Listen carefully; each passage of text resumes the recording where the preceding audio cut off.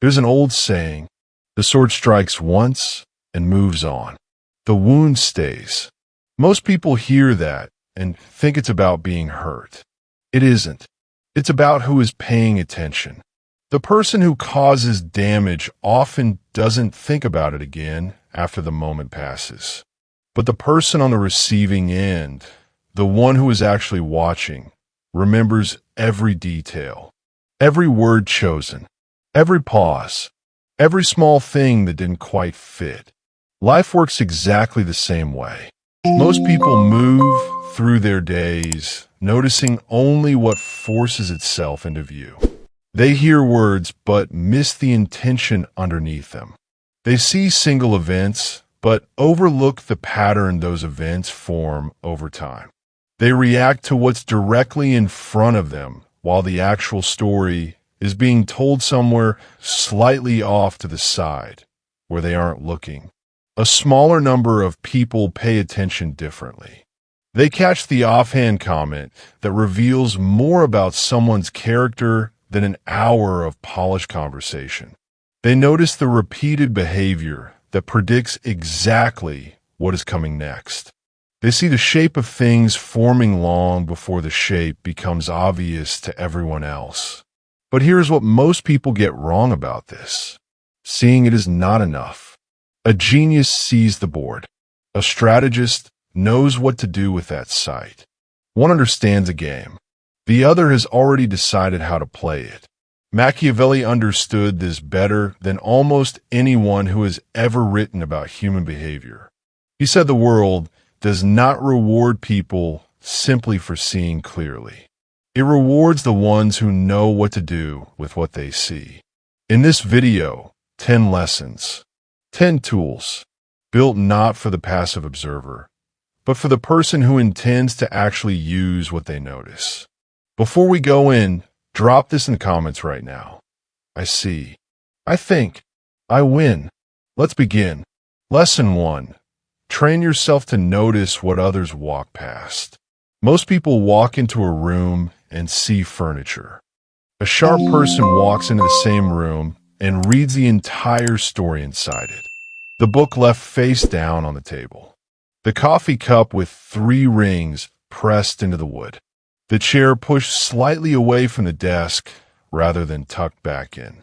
The phone placed screen down instead of screen up. None of these things announce themselves.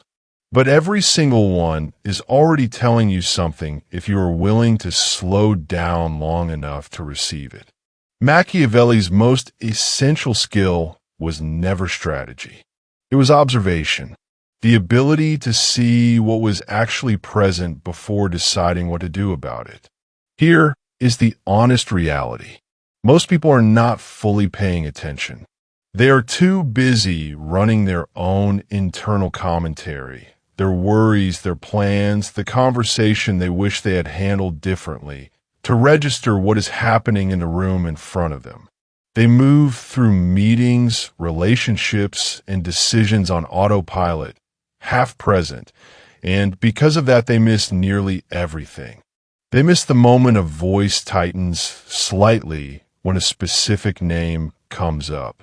They miss the expression that passes across a face before the smile replaces it. They miss the pause before an answer that reveals more than the answer ever could. For things to practice immediately.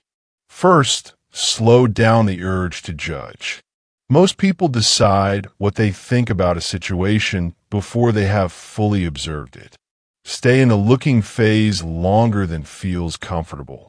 Second, watch people when they believe nobody is watching. That is when real character appears, not during the performance, but in the unguarded in-between moments. Third, notice what doesn't match. When someone's words and body are telling completely different stories, believe the body. Words can be rehearsed. The body leaks the truth. Fourth, get genuinely curious about small things. A small detail is never just a small detail. It is the visible edge of something much larger. Everything around you is already speaking. The only question is whether you're actually listening. Drop this in the comments. I notice everything. Lesson 2. Look for patterns, not isolated events. A river doesn't flood because of one rainy afternoon. It floods because of weeks of rain that nobody was tracking. By the time the water rises over the banks, the outcome was already written slowly in a pattern that most people ignored until ignoring it was no longer an option. This is how almost every collapse in life actually works. Nobody falls because of a single bad moment. They fall because of 20 small moments that all pointed in the same direction, and they kept calling each one an exception. A pattern is the same behavior repeated long enough to stop being an accident. One missed deadline is an accident. 5 missed deadlines is a character trait. One careless moment is human. The same careless moment repeated 5 times is a decision, whether or not anyone admits it out loud. The sharper mind does something different. It treats every single event as a single brick. It refuses to judge the building until enough bricks have been laid to see the actual shape forming. It zooms out instead of zooming in. When something happens, do not only ask what it means right now. Ask where you have seen this exact shape before. Memory for behavior is your most powerful tool here, not memory for facts. The mind that remembers patterns sees the future long before it arrives, because the future is rarely original. It is almost always a repetition of something that already happened quietly at least twice before. Give real weight to frequency, not drama. A single loud, dramatic moment carries less truth than a quiet, boring moment that has repeated itself 10 times. Drama grabs attention. Repetition reveals reality. Wait for at least 3 data points before calling something a pattern. 2 points can still be coincidence. 3 or more lined up in the same direction stop being random and start being a forecast. Drop this in the comments. I see the pattern. Lesson 3. Read the intention behind the words. Every word that leaves someone's mouth is wearing a costume. Sometimes the costume matches what's underneath it exactly. But anyone can choose the right sentence. Far fewer people can consistently conceal the reason they chose it. Most listeners stop at the surface. They hear the sentence, accept it as the whole story, and react to the words as spoken. This is why they keep getting blindsided, because words are easy to control. Intention leaks through the places people forget to watch. Intention shows up most clearly in timing. A kind word offered right before a request is rarely just kindness. It is an opening move dressed up as warmth. Notice when something is said, not only what is said. Timing exposes purpose faster than vocabulary ever will. Intention also appears in unprompted defense. People rarely over-explain the things nobody is questioning. When someone suddenly elaborates on a minor detail without being asked, that detail is usually protecting something larger. Unprompted justification is a flashing signal that says, look here, even though the person saying it wants you looking somewhere else entirely. Watch the gap between tone and content. Calm words delivered in a tight tone. Harsh words delivered with a relaxed smile. Both reveal a mismatch between the script and the person reading it. When tone and content disagree, trust the tone. Tone is far harder to control under real pressure than the words themselves. The sharpest question you can ask yourself after any important conversation: who benefits if I believe this exactly as it was delivered? Every sentence is pointed somewhere. Find the direction it's pointing, and it starts making far more sense than it did on its own. Drop this in the comments. I hear what's underneath. Lesson 4. Think 3 steps ahead before you move. A chess beginner looks at the piece directly in front of them. A skilled player looks at the board 4 moves ahead because they already understand roughly how their opponent thinks and what they will instinctively do next.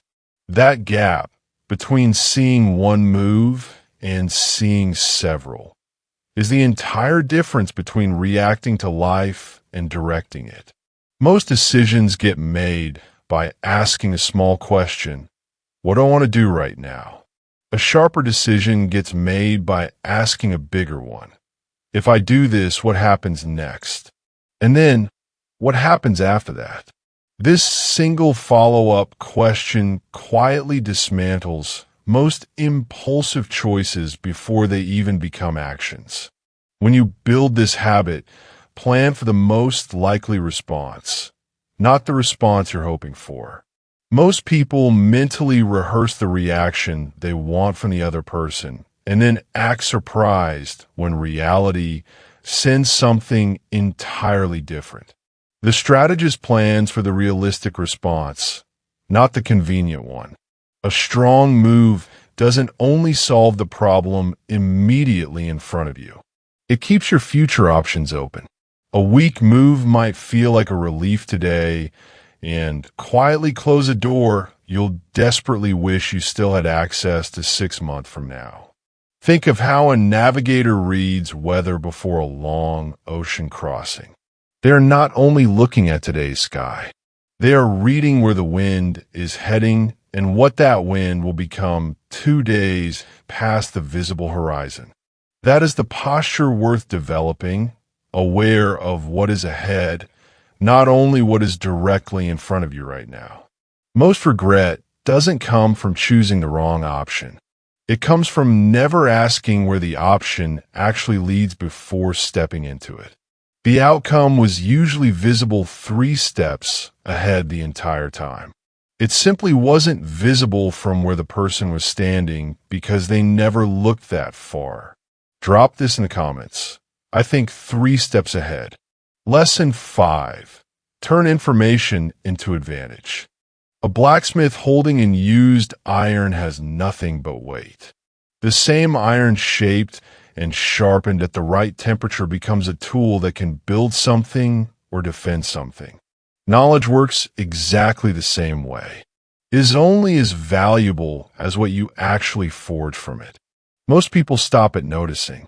They catch a pattern, sense a real intention, predict a likely outcome, and then file it away, quietly satisfied with having seen it. Awareness becomes a private trophy, and a trophy sitting on a shelf changes absolutely nothing about a person's actual situation. Information has a shelf life. Spotted early, it is a working advantage. Left and used too long, it quietly becomes nothing but trivia, accurate, interesting, and completely useless by the time anyone acts on it. The first move after gaining any real insight is to ask what it specifically changes. Not in general, specifically. If you have noticed something true, what exact decision should now look different because of it? If there is no clear answer to that question, the insight has been collected. It has not yet been used. Act while the information is still fresh, before conditions shift underneath it. What is useful today may be irrelevant next month, simply because the moment that made it valuable has already quietly passed. And keep most of what you notice to yourself. The strength of insight comes partly from its scarcity. The moment everyone sees what you see, your advantage disappears along with it. You rarely need to announce what you have understood. You simply need to quietly adjust your position because of it. The world is full of genuinely perceptive people going nowhere because perception without action is just a quiet hobby. It feels intelligent. It changes nothing on its own. Drop this in the comments. I use what I know. Lesson 6. Study habits more than promises. A tree doesn't lie about how it grew. Cut it open and the rings tell the complete truth. Every dry season, every storm, every steady year recorded permanently in the wood regardless of what anyone claimed about it at the time. A promise can be spoken in 5 seconds. A habit takes years to build, which is exactly why a habit cannot be faked the way a sentence can. People promise change constantly, and in the moment, many of them genuinely believe it. But a promise is a snapshot of intention, a single frame captured under whatever emotion was present at the time. A habit is an entirely different thing.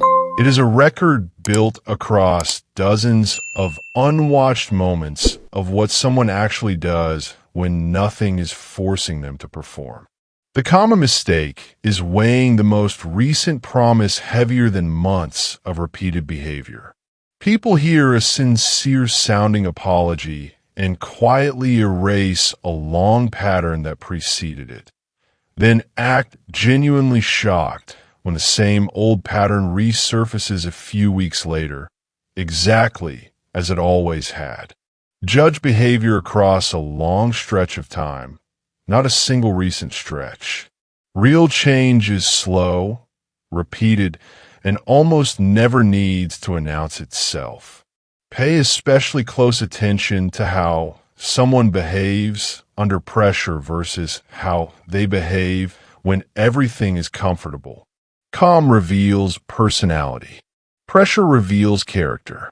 Watch the smallest unwatched habits. How someone treats people who can offer them nothing. How they respond to minor inconvenience when no audience is present.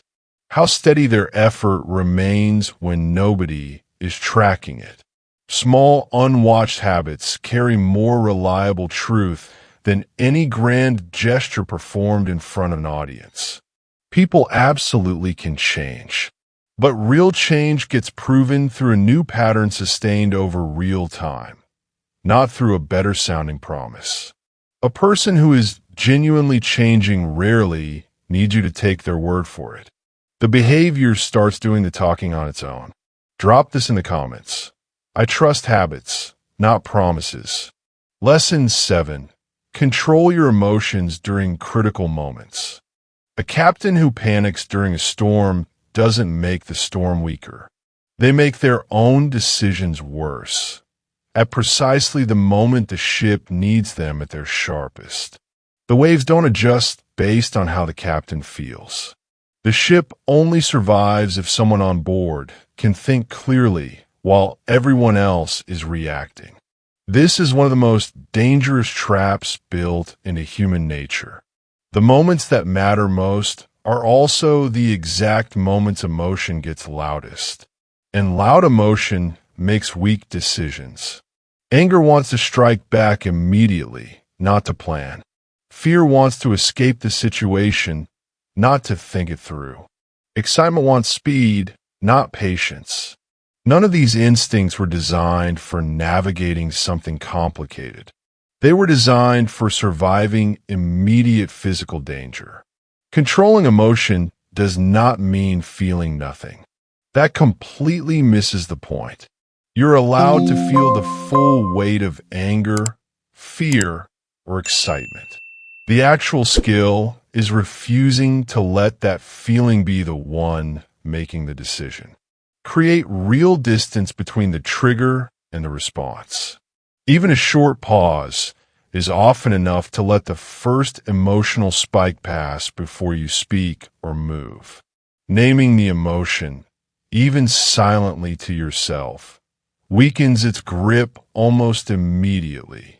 The moment you can observe a feeling clearly enough to label it, you have already begun separating yourself from being fully controlled by it. Never make a major decision at the peak of fury, panic, or euphoria. Let the wave pass first.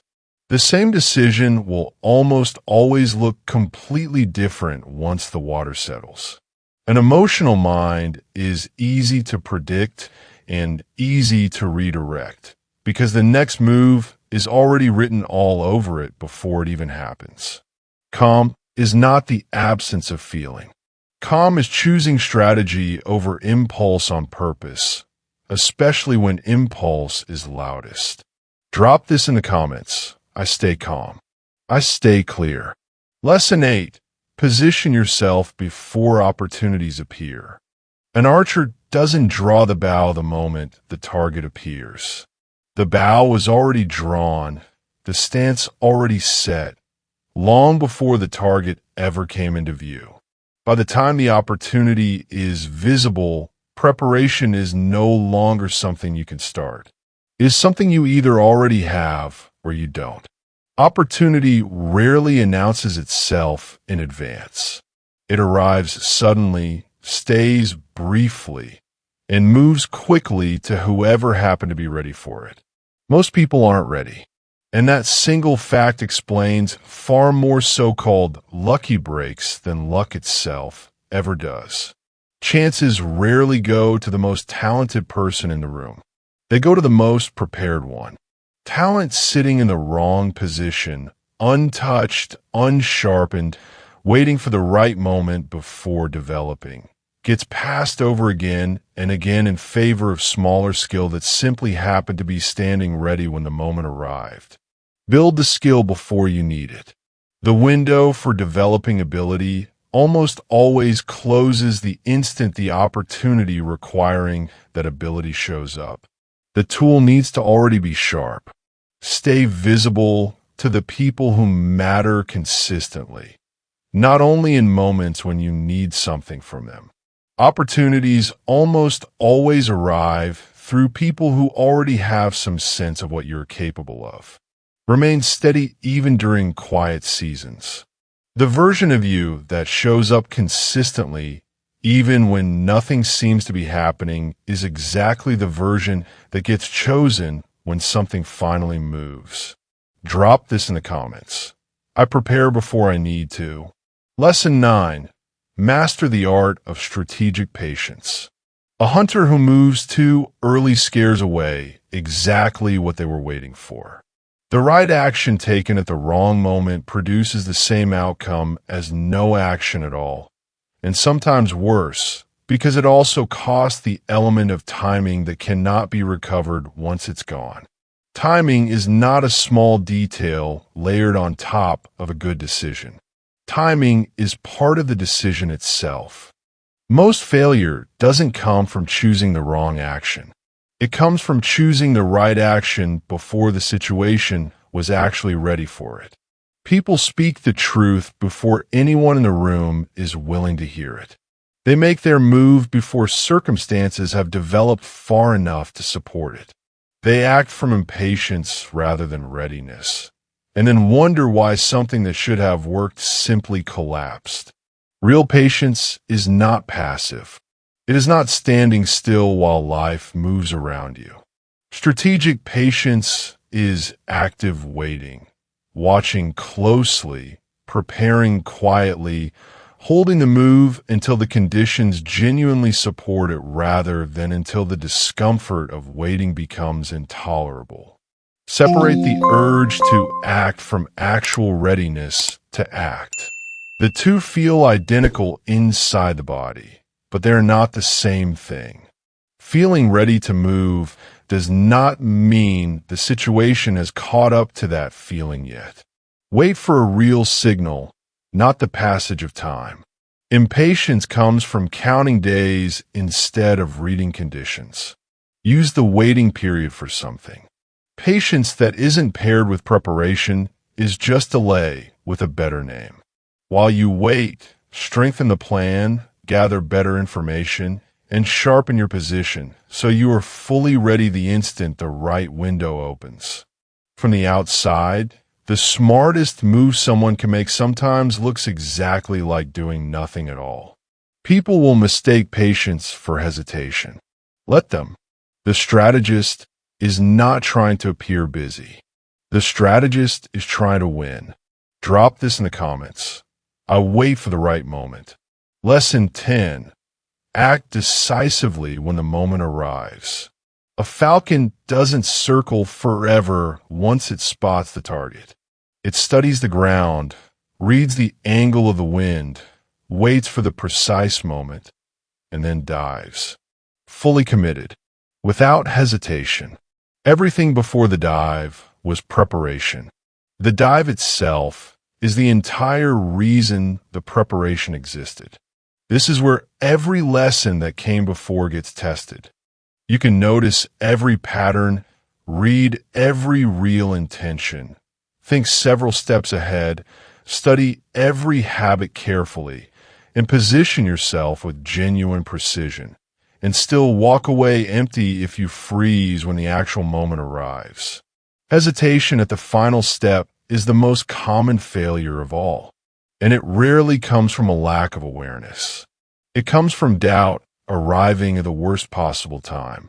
What if this is wrong? What if it's too soon? What if I wait a little longer?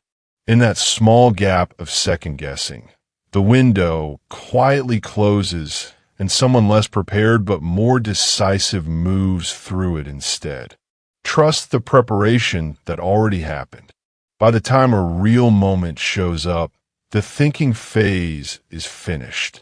The observation, the patience, the positioning, all of it already took place. Acting now is not reckless. It is the natural next step in everything that came before it. Accept that certainty never fully arrives.